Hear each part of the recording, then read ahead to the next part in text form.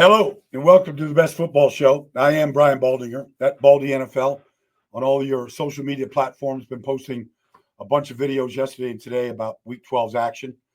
You can watch this. You can download your Odyssey app for free right here, and you can watch this on a daily basis wherever you get your apps. You can like it, subscribe to it, and tell all your friends about it. Let's see. I spent the morning up at the Jets, just doing some podcasts and some video breakdowns and some things up there. It's their day off up there, so not much there, but obviously a lot of speculation about what direction you're going to go to. I don't have any news for anybody. I'm just saying it's just a strange place to see your head coach and your general manager all gone and Phil Savage running the team. So we'll keep you posted as we get closer. But two teams that are in contention here for playoffs and played last night, Monday Night Football, a Harbaugh Bowl. I didn't disappoint. Jim Harbaugh, John now 3-0 against his brother for whatever that's worth.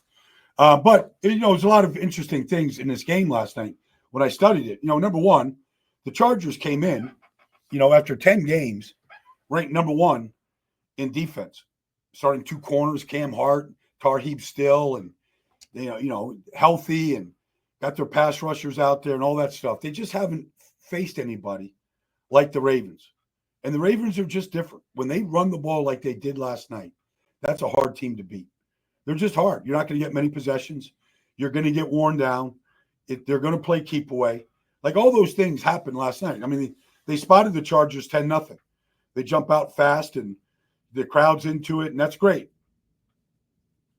But they ran the ball 37 times last night. And it was Lamar. It was Derrick Henry, it was Justice Hill, it was the whole coterie of running backs, and they ran their game. They really don't fool you. Patrick Ricard is the lead back. They run some misdirection, but for the most part, it's just power runs. It's power football. You're going to get power near GO. You're going to get counter Trey. You're going to get power runs. You're going to get quarterback keepers. It's really pretty basic, but can you stop it? And the Chargers had a hard time. I mean, they came in the reduced front. That means they cover up the two guards in the center. They got their linebackers and their outside backers, whether it's Bosa, Tui Peloto, whoever. The Ravens ran for 212 yards last night. And Derrick Henry had another big game. Second to Saquon in rushing right now by just not very many yards. And, Lamar is the difference. And so, it's just a tough matchup. I mean, the Chargers have had 10 games, and their stats were real. That's a pretty good sample size. Number one defensive football, fewest points, all that stuff is, the corners had played well. But when you try to stop the Baltimore Ravens, when they want to run it, and the ways that they run it, even the misdirection at the very end with everything looking like it could be a Lamar keeper to the right, and he hands it to Justice Hill going to the backside. I mean, the safety came flying out of the middle of the field. I don't know if it was Alohi Gilman or whoever it was. He comes flying in the middle of the field to the strong side, thinking that's where Lamar's going.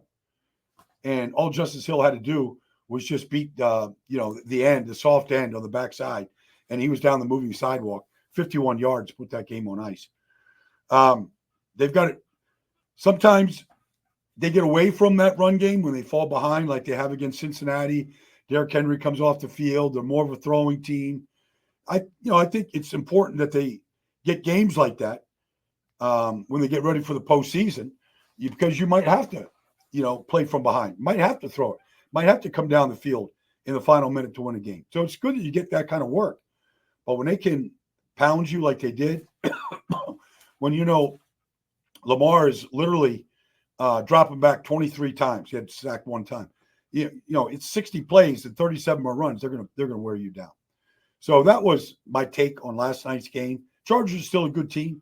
They'll compete with Denver for, second place in that division, and maybe they get all three teams in, because all three teams are playing really good.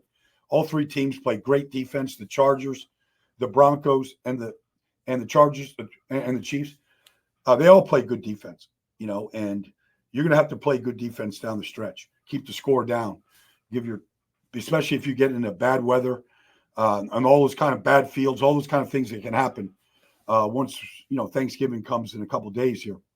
Let's go to Detroit, because it's easy to see Detroit just winning 9 games in a row and putting up big points every week and all that kind of stuff. But they've had their share of, obviously, losing Hutch was a huge loss. But, they lost their middle linebacker, Alec Anzalone, I think it's a broken forearm.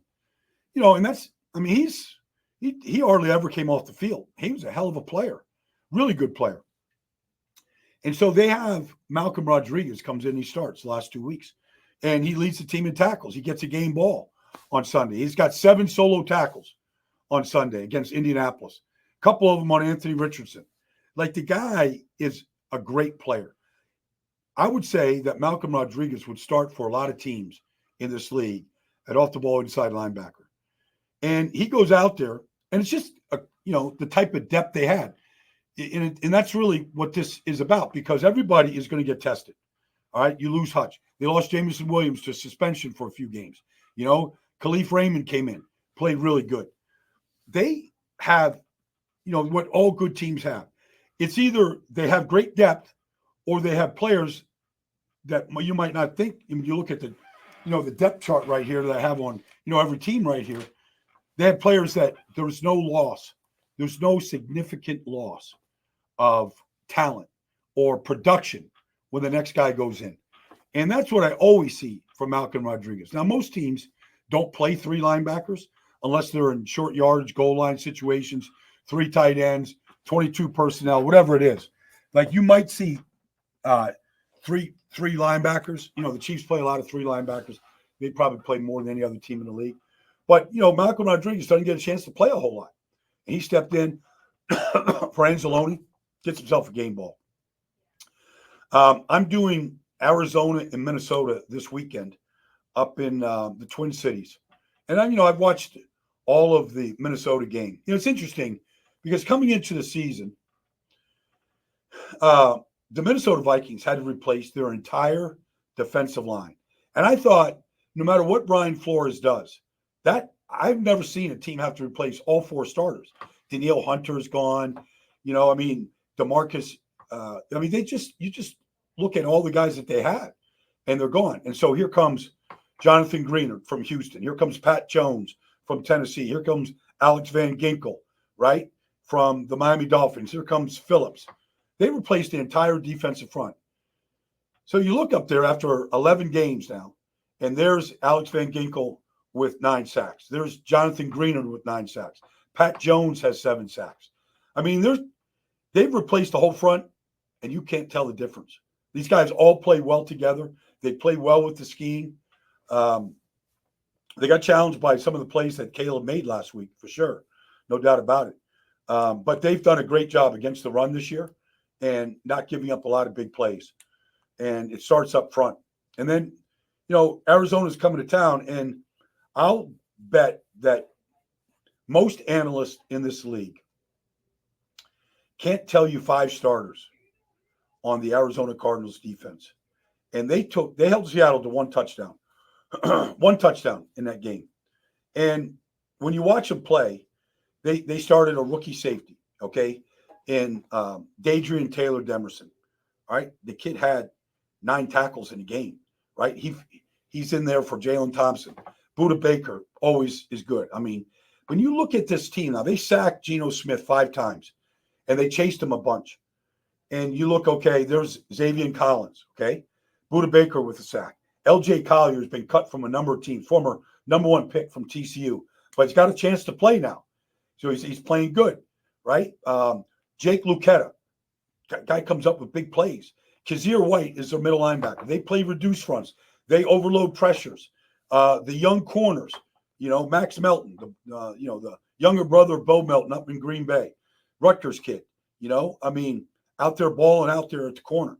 They went up against, DK and Jackson Smith and Jigba. I thought they played pretty well. They took the ball away, interceptions, forced fumbles. They did a lot of good things. Xavier Collins had a forced fumble and a sack and an interception in the end zone to stop a drive. They gave, and you look, and they gave up 1 touchdown in the game. And Seattle's in first place. They just beat, the Cardinals by virtue of that. They're both 6-5, but, because they went head to head with Arizona and they beat them, Seattle's in first place. But anybody that just wants to write Arizona off is crazy. Now, look, Kyler Murray threw his first interception in a month, and it was a great play by Devin Witherspoon and Kobe Bryant, and it forced an errant throw, and then they picked up a convoy, and Kobe Bryant scored a touchdown. That was the difference in the game. But make no mistake, Seattle's defense, I won't take anything away. They go to the Jets this week, and they play the Jets. Jets have their hands full. If their offense line doesn't play better than they have played all year, they're going to get it handed to them. Their head's going to get handed by the Seattle defense.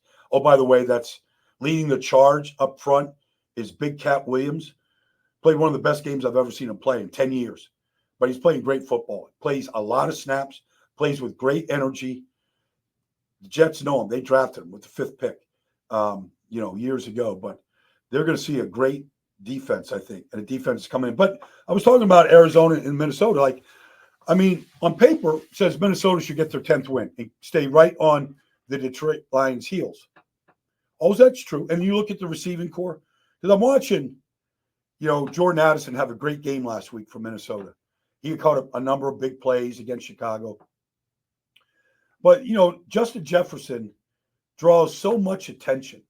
And I'm interested to see how Arizona is going to handle Justin Jefferson, because the guy is a very selfless player. He's the highest paid receiver in the league, and he's worth every penny. But they use him as a decoy. If teams want to really shade their safeties and their coverage to him, then you're going to get Jalen Naylor with a touchdown like he had last week, 10-yard touchdown. All right, you're going to get Jordan Addison with big plays. TJ Hawkinson is now back. They've got unbelievable weapons. And, oh, by the way, Aaron Jones has 800 yards rushing. All right, he's having a great season. And he had his longest run of the year last week against Chicago at 41 yards on the 5th play of the game. They're down. Minnesota lost their left tackle. Okay. They're down to their second tackle, Cam Robinson. He went out of the game last week early in the game, early first quarter, and they had to go to their third team tackle. Didn't seem to make much difference. Sam Darnold's continue to make really good throws and good plays. So that promises we're going to get into these games tomorrow as we start looking ahead to Thanksgiving and we start looking ahead to Week 13 games, because honestly, everybody, that this is officially the stretch run. Now, Thanksgiving comes a little bit later this year, November 28th, a little bit later than normal, but we get 3 games on Thanksgiving, and then we get Week 13. And this is when you got to be making your push. When you have to, teams that might be 6-5, 5-6, in that range, 7-5 like Denver, this is the time.